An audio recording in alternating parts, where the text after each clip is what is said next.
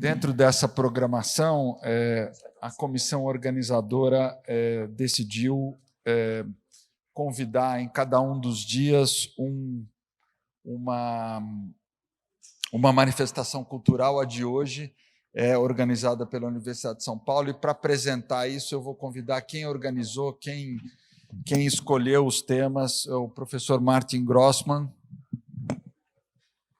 Está aí. Então vem aqui, eu vou passar a bola para você e depois você me devolve no final.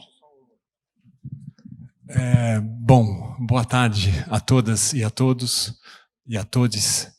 E eu fui, enfim, chamado para comentar sobre essa ideia das manifestações culturais, né?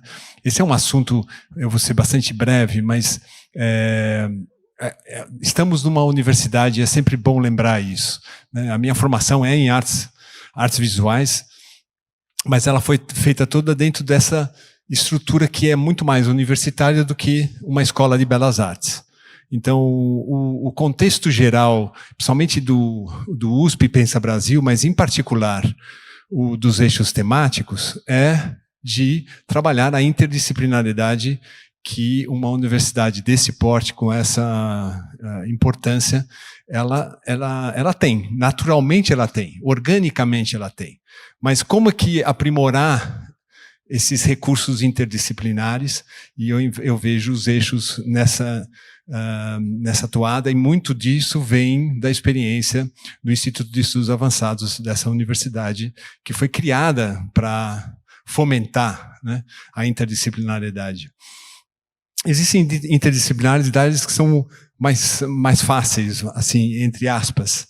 Nada é fácil, mas de ocorrer e de produzir, né?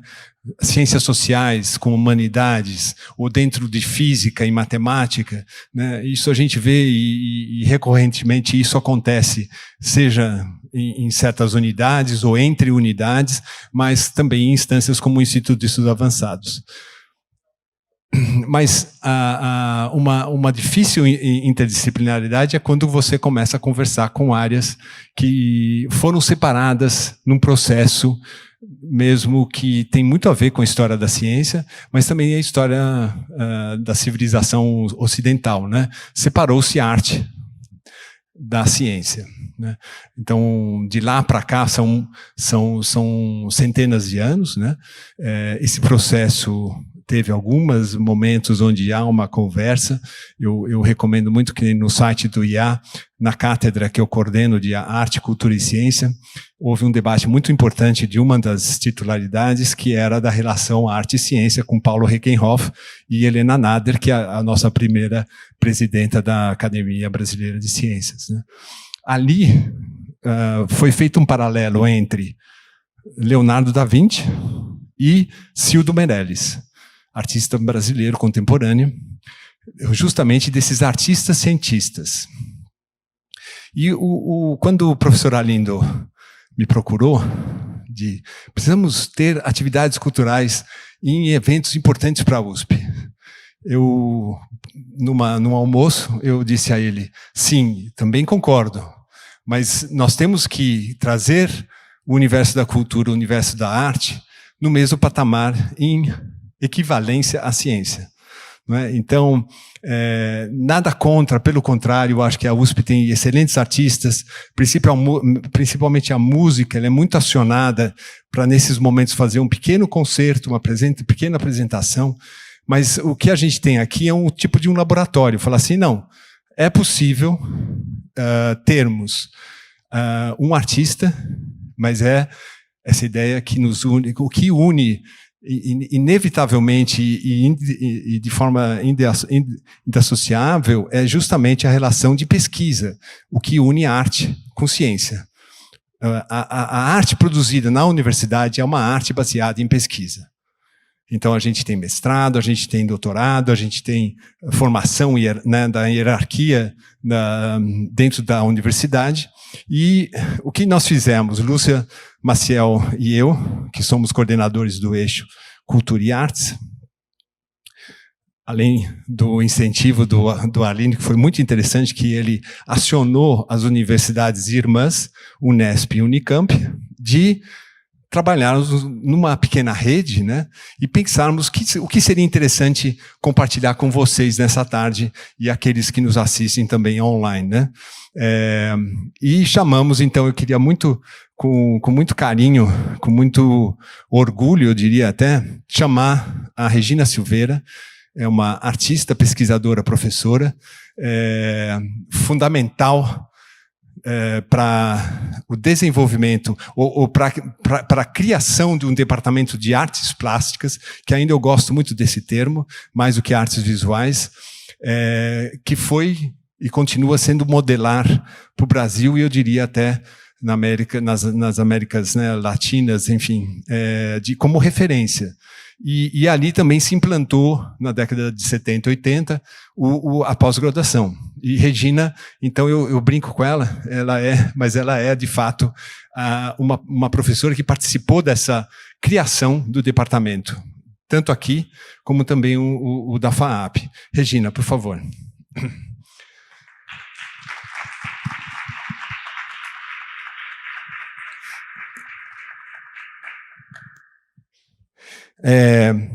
Regina tem uma produção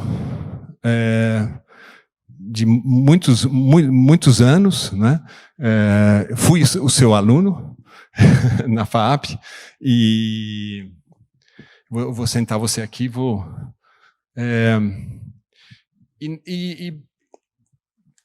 muito bem.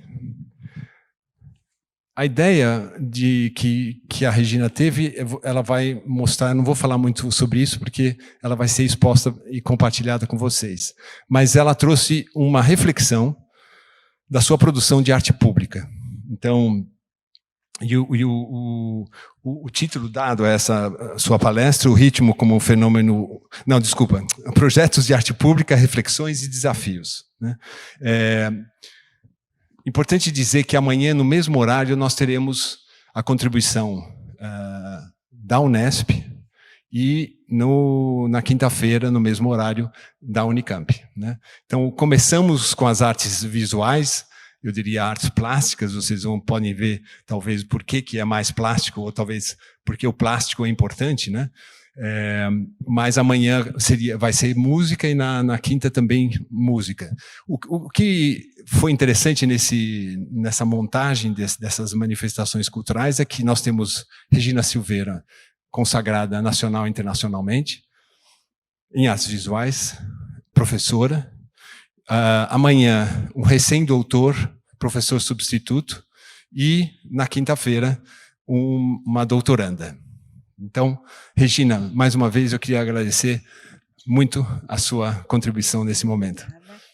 Obrigada a todos pelo convite.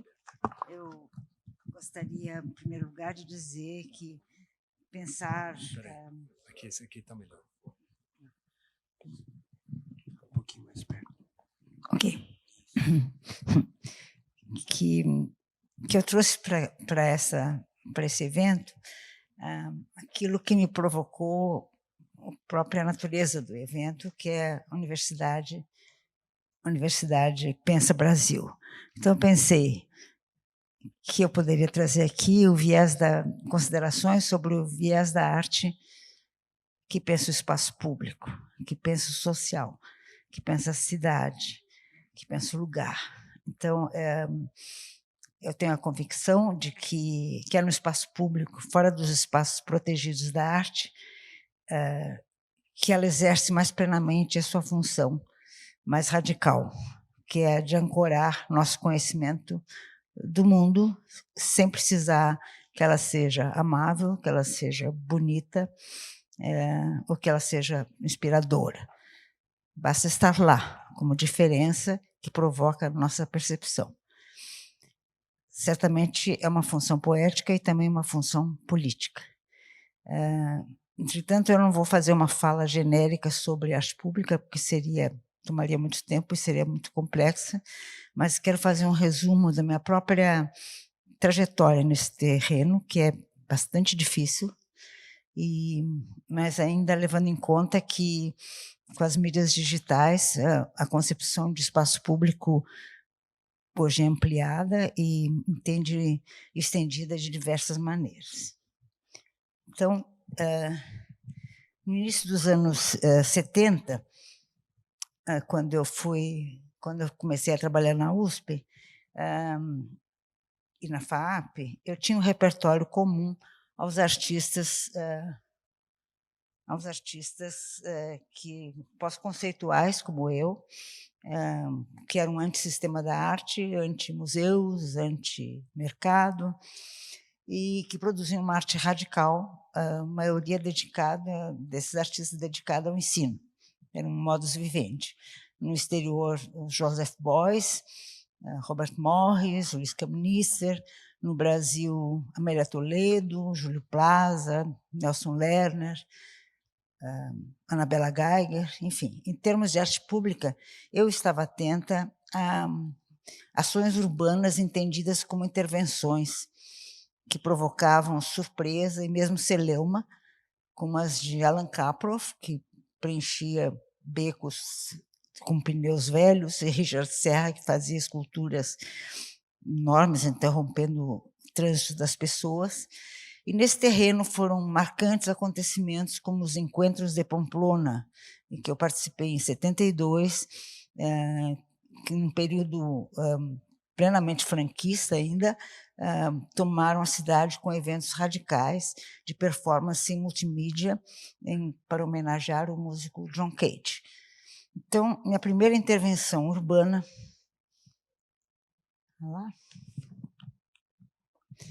Minha primeira intervenção urbana foi a distribuição de 500 cópias em xerox desta receita de pudim arte brasileira, que essa distribuição eu fiz sozinha, no alto da escada rolante da saída do metrô da Sé.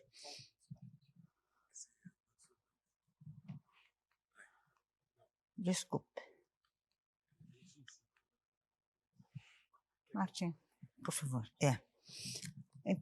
Vamos ao pudim. Essa receita de pudim é uma receita transformada de pudim de coco, que eu transformei no pudim arte brasileira, trocando os termos, para dizer da minha crítica, me manifestar sobre um tipo de arte política que encontrava ao meu redor nesse tempo, no Brasil, de conteúdos retóricos, realizada com meios tradicionais, em formato confortável para estar em cima do sofá, e para uma crítica de arte bastante formalista que tinha naquele momento. Com o índio pequeno ralado, eu substituí o coco ralado da receita original. Então, obra com maior escala e mais presença urbana foi o outdoor, com que pude participar, junto com outras jovens artistas mulheres, no primeiro Festival Internacional das Mulheres nas Artes, organizado por Ruth Escobar no início dos anos 80. Entre as minhas primeiras realizações de arte pública, que entendia literalmente como arte nas ruas, conceito e atitude, quero citar a animação Dígito, que fiz no primeiro painel luminoso da cidade. Na verdade, era um painel analógico instalado no Vale do Anhangabaú, e anos depois, a distribuição do folheto Pronto para Morar, uma paródia aos folhetos imobiliários, então distribuídos em alguns semáforos da cidade. Fui auxiliada nessa ocasião por um grupo de alunos da ECA e levei apenas um par de horas para distribuir cerca de 2.000 folhetos que faziam essa paródia dos folhetos imobiliários e distribuir entre os carros que estavam parados esperando a mudança do semáforo no cruzamento da Avenida Rebouças com a Avenida Brasil. Certamente essa panfletagem foi melhor sucedida que a minha primeira na Praça da Sé. Bom, eu queria também dizer que nesse período produzi muitas espécies de fantasmagorias pré-cinematográficas, que eram as projeções que eu fazia de arte pública na cidade.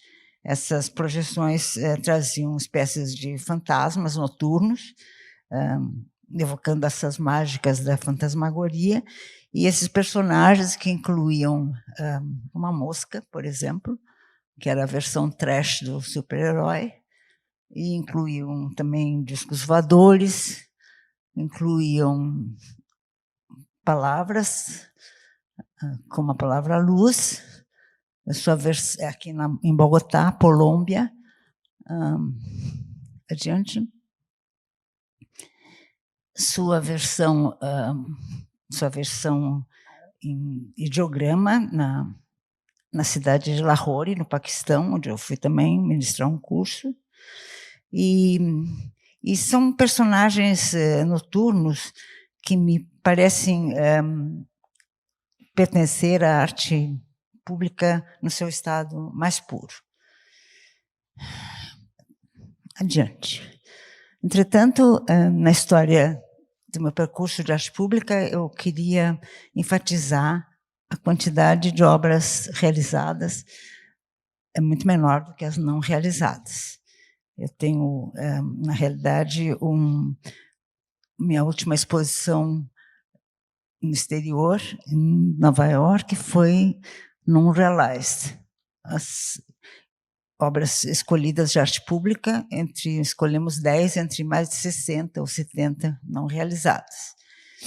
Então, obras de arte pública sempre demandam projetos, pesquisa, visita ao local, às vezes é muito distante, para entender o conteúdo, a escala e a história. E, às vezes, participam de eventos maiores, como bienais, dependem de convites e demandam quase sempre a cumplicidade das instituições. Fora disso, tudo é risco. Tomam meses de preparo, exigem ensaios visuais, exigem maquetes, simulações, e nem todas chegam a bom termo. Vejamos algumas das não realizadas ao redor do milênio, uns antes, outras depois. O Enigma do Duque é uma dessas não realizadas e descende do Paradoxo do Santo, essa aí, que pertence à coleção do Museu de Arte Contemporânea da USP e está lá presente numa exposição que eu estou fazendo agora nesse museu. Mas a sua versão Enigma do Duque foi uma versão proposta para a fachada da Biblioteca do Memorial da América Latina, em evento que discutia a Guerra do Paraguai. O Fábio Magalhães, que então era o diretor do memorial, levou pessoalmente ao escritório do Oscar Niemeyer, no Rio, mas ele, mesmo dizendo que gostava dos desenhos e sabendo que a obra seria efêmera, não permitiu sua realização pelo dano que poderia fazer ao revestimento do edifício. Então, essa é uma obra das não realizadas. Estou trazendo 3 ou 4 exemplos de muitas dezenas, né? Adiante, o projeto O Gol Supersônico era uma pintura no espelho dos degraus da arquibancada Tobogã, no Pacaembu, que resgatava a figura anterior da concha acústica, né? E foi outro projeto inviabilizado, depois de muita discussão, também no IFAM, queda de braço entre as secretarias de Cultura e a Secretaria de Esporte, e mesmo exposição em programa de TV sobre futebol. Então, esse projeto também foi inviabilizado, e essa inviabilização demorou cerca de uns 10 anos para resolver que nunca se faria, né? Tem também o projeto Vida, que é essa inscrição em relevo que eu produzi no projeto do arquiteto Jorge Wieland para um memorial dos mortos em Auschwitz, no cemitério israelita, em São Paulo, em que eu reparto o fracasso do projeto com um amigo arquiteto que nunca soube o motivo dessa recusa. Em contrapartida, alguns dos levados ao bom termo, que adicionei ao projeto, é como esse que eu fiz no Teorema da Gaveta, na USP São Carlos, esse grande painel em cerâmica, que foi feito em homenagem a um dos professores fundadores do Instituto de Matemáticas, o professor Achille Bassi, uns anos atrás. Ele permanece num espaço protegido da universidade. E também aqui está um trabalho que também dos não realizados, esse já pertencendo ao âmbito da USP, no Maria Antônia, esse projeto para elevador, que esteve diversas vezes em consideração e nunca pôde ser realizado. Adiante. Aqui está um dos bem realizados pela Universidade de São Paulo. Aqui está a Praça Mundus, em homenagem ao geógrafo Milton Santos, nesse campus. Adiante, Martin. Bom, aqui vou resumir aquilo que tem sido meu trabalho mais consistente nos últimos anos em relação à arquitetura, especialmente a diversas arquiteturas em diversas latitudes permitidas pela transformação dos meios e meu acesso aos meios gráficos digitais. Então, nesse padrões gráficos que puderam, de alguma maneira, se multiplicar e transpor para muitas latitudes. Nessa obra que eu fiz para o Museu Nacional da Aviação em Ottawa, Canadá, houve uma mudança radical dos meus procedimentos, porque as condições foram completamente novas. Havia um convite de um curador que passou pelo Brasil e se residia na Austrália, para que eu, artista que morava em São Paulo, fizesse esse trabalho à distância para a fachada desse museu, numa circunstância que havia uma exposição que celebrava a história da aviação. Então, todos os estudos foram feitos de longe, a produção foi local, foi feita à distância, e a informação toda triangulada através desses 3 polos.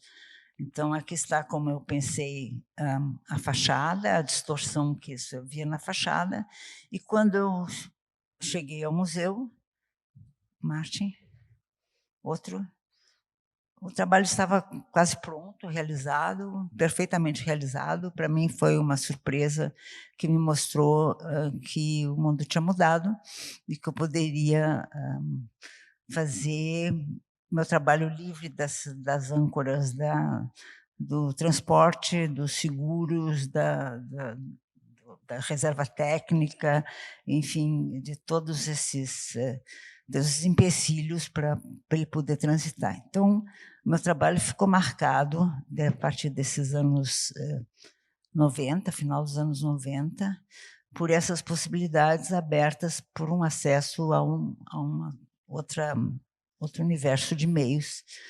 Então, eu soube que os padrões podiam podiam ser repetidos, podiam ser adaptados, podiam ser renovados e terem, e apesar de serem efêmeros, poderiam ter uma permanência potencial, ou seja, podiam ser repetidos através dos arquivos.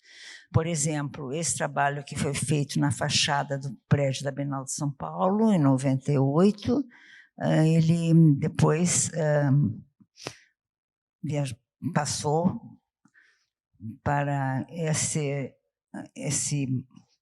esse sótão de um museu de arte pública na Dinamarca, onde ele se chamou Tropel Reversed, tropel invertido, que marca essa fantasmagoria de pegadas de animais que invadem o espaço expositivo. Hoje ele está no corredor de acesso à minha exposição no MAC, nesse corredor de vidro que liga o anexo ao prédio principal, numa versão diferente, adaptada à arquitetura. O museu tem os arquivos e pode mostrá-lo eventualmente outra vez, e pode, inclusive, talvez transformar o arquivo para uma outra situação. Então, como essas derrapagens que viajaram extensamente pelo mundo, continuam viajando, e aqui no seu começo, em Montevidéu e em Porto Rico, quando eles invadiram e se transformavam e se adaptavam a arquiteturas diversas. Ultimamente, elas estiveram no Museu de Seattle por um ano, na verdade, no pavilhão que está em cima de um parque de esculturas, e onde elas ganharam o nome de polvo octopus, pela sua própria configuração, que alude às inúmeras vias expressas que existem nesse terreno, embaixo desse pavilhão de vidro, e também o próprio formato, que parece um polvo, porque minha imaginação ficou muito tomada pelos polvos gigantes que existem no oceanário da cidade, né? Então, adiante. Outras configurações de arte pública efêmera foram essas, como a que eu fiz no Museu no MASP, aqui na Avenida Paulista, no ano 2010, que esteve anos depois no Japão, numa pequena ilha de Ogijima, para uma Bienal de Setouchi, e são configurações de céus bordados que replicam o céu real, e os próprios bordados em si também estiveram revestindo esses veículos em trânsito em Curitiba, durante uma Bienal, com a curadoria do professor José Teixeira Coelho, em 2016. Bom, agora eu vou me encaminhando assim para aquilo que é o foco principal que eu desejava trazer aqui, que é a relação com a educação, que eu acho que é o papel principal da universidade. Então, eu sou uma artista que sempre esteve muito ligada a essa esfera da educação em relação ao seu próprio trabalho, né? Então, vamos passar alguns exemplos. Por exemplo, aqui na exposição Lumen, que eu realizei no Palácio Cristal do Museu Reina Sofia, em Madrid, em que os participantes, que foram adolescentes, responderam à poética do próprio trabalho, interpretaram todo esse diálogo que eu pude fazer com a transparência do edifício. Eles interpretaram com essas palavras que circundavam todos os vidros do Palácio de Cristal e que diziam sobre a sua leitura dessa transparência. As palavras em si também refletiam no chão. Outras oportunidades de educação, de formular processos educativos em relação ao trabalho, apareceram com esse tipo de gráfica que esteve também circulando bastante internacionalmente, como aqui no Museu de Taipei, Museu de Fine Arts, que essas são pegadas gigantes, o museu é muito extenso, e que depois essas pegadas apareceram no Museu de Houston, Texas, onde as crianças produziram suas próprias marcas e multiplicaram até a saída do museu. Outras marcas de corpo, como identidade pessoal, foram feitas e multiplicadas no Complexo da Maré, no Rio de Janeiro, quando os participantes das escolas daquela comunidade puderam multiplicar suas próprias marcas de corpo e colocar pela área urbana da cidade. Adiante, Martin. Com máscaras que eram levadas. Houve um momento em que havia mais de 50 dessas marcas gigantes produzidas pelas crianças da comunidade da Maré.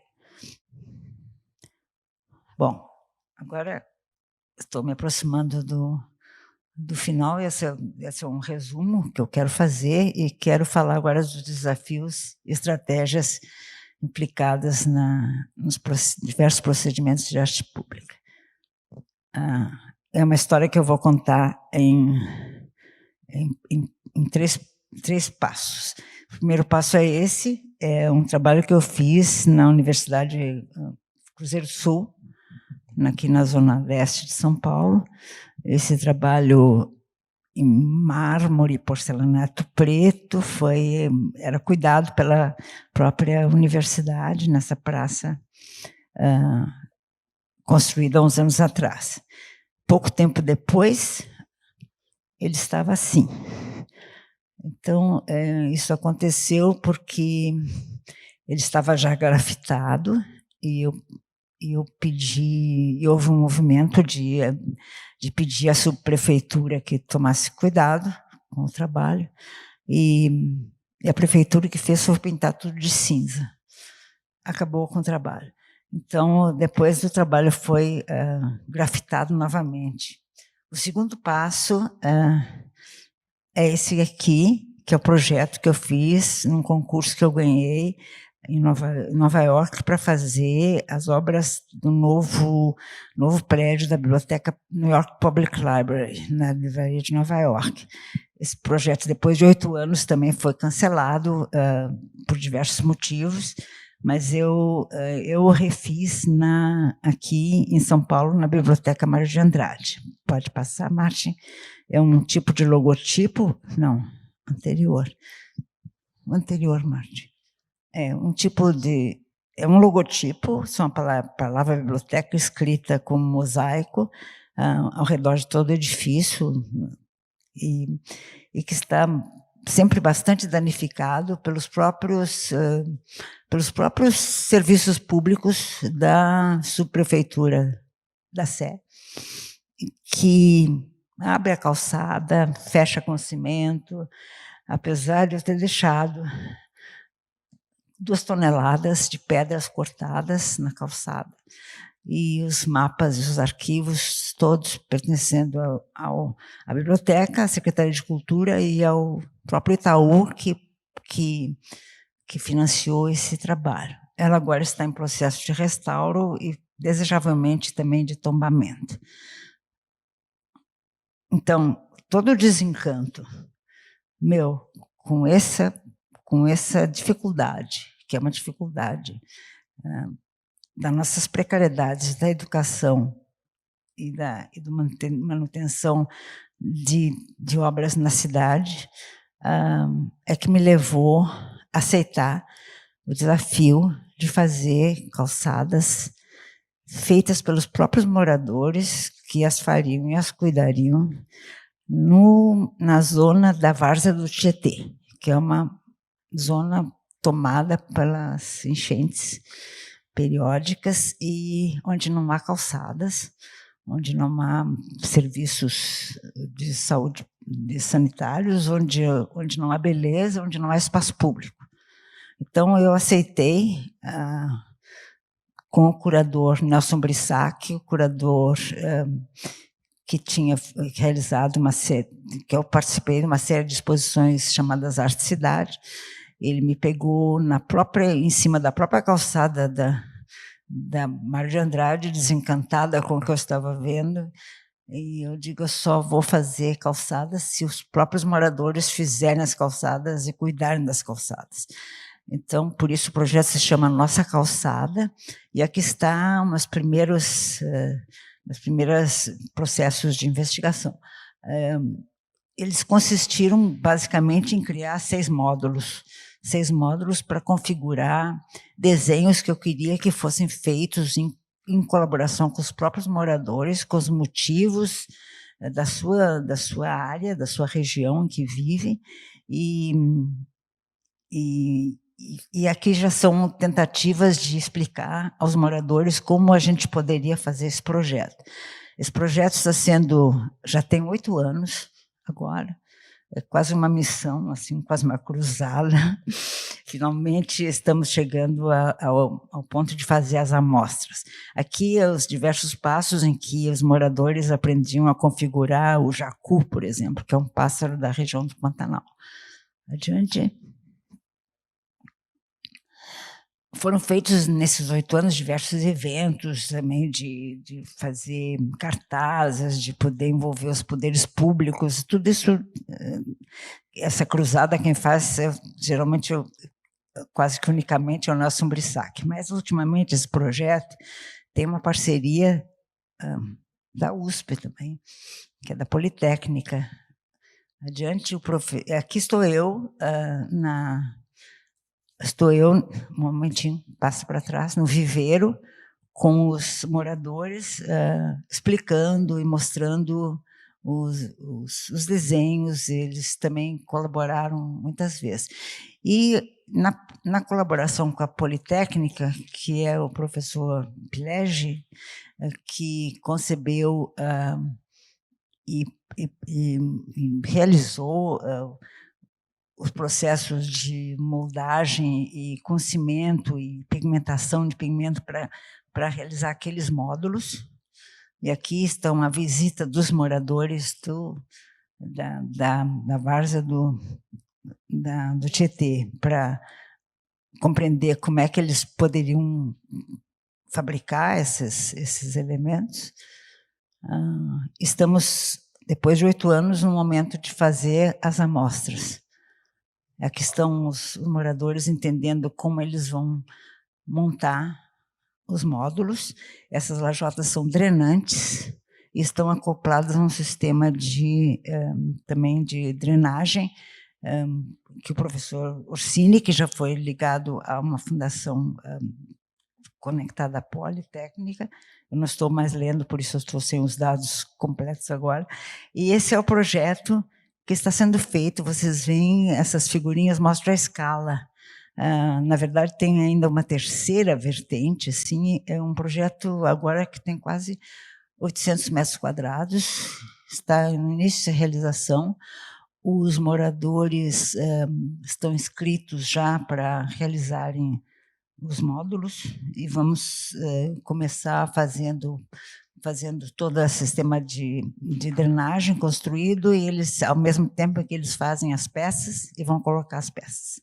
Então, isso aí é uma amostra para que ele possa, no futuro, ser realizado por toda a comunidade, mas precisamos que isso seja visto e apreciado e calçado pelos poderes públicos. Eu não sei como vai ser, mas, na verdade, no meu caso, tem a colaboração um caso quase de esperança, assim, vai dar certo, tem a colaboração da Associação Amojap, dos moradores do Jardim Pantanal. Estão todos inscritos para fazer essa calçada e as suas próprias calçadas. Então, aqui eu termino minha apresentação, que eu penso que pode, na minha intenção de mostrar qual é essa interface, qual é essa epiderme da arte com a cidade, eu penso que esse é o melhor exemplo de como a gente pode começar a pôr a arte a funcionar, nesse sentido. Aqui, nesse caso, eu tenho minha autoria totalmente compartilhada, repartida com os moradores. Eu confio que esse projeto possa evoluir, então é uma aposta pesada, assim. Bom, terminei.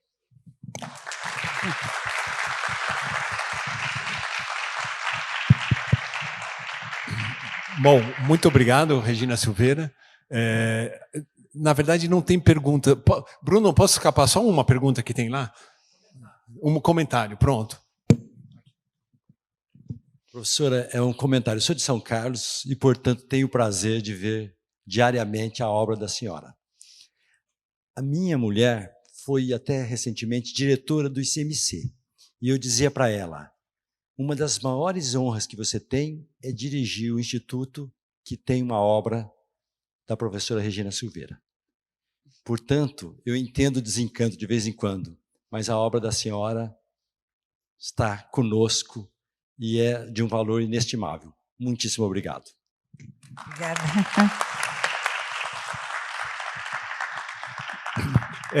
De fato, excedemos o tempo. Eu, mais uma vez, agradeço a Regina, você, por ter compartilhado desse processo. Ela ficou brava comigo, porque isso deu muito trabalho, e tirou ela de outras coisas, porque a Regina tem vários projetos ao mesmo tempo. Então, vocês veem que a carteira de projetos dela é enorme e, obviamente, são projetos que demandam muito tempo, uma equipe muito grande, enfim. Não muito grande, mas muito qualificada. Mas a ideia também de trazer Regina Silveira para vocês é que ela está com uma grande retrospectiva no Museu de Arte Contemporânea dessa universidade. Então, assim, e uma das razões de ser dessas manifestações culturais é de realmente tentar aproximar essas diferentes unidades que compõem a universidade, né, nessa relação entre a universidade e a sociedade, né? Então, eu entendo que a escolha foi muito acertada. Estou falando assim um pouco sem modéstia, mas de fato ela mostrou como é possível fazer essa relação entre o que se produz, o que se pensa, né, numa universidade como essa, com diferentes aspectos, diferentes momentos desse tipo de intervenção urbana que Regina idealiza, né? Amanhã, então, teremos no mesmo horário a contribuição da Unesp e na quinta-feira da Unicamp. Então, por favor, divulguem para que a gente possa ter um momento aqui não só agradável, mas também de reflexão. Obrigado.